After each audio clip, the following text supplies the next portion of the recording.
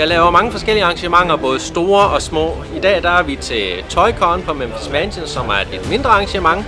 Og så har vi selvfølgelig den store Sci-Fi-Con, som kører 1 gang om året i Arena Randers. Og der kan man møde både stormtropper, man kan møde skuespillere, og man kan få handlet en masse Star Wars merchandise. Så der er noget for enhver smag. Og så udover Star Wars, så har vi selvfølgelig også andre kategorier. Det kan både være science fiction film og gyserfilm, og alt inden for nørdsgenren, kan man sige.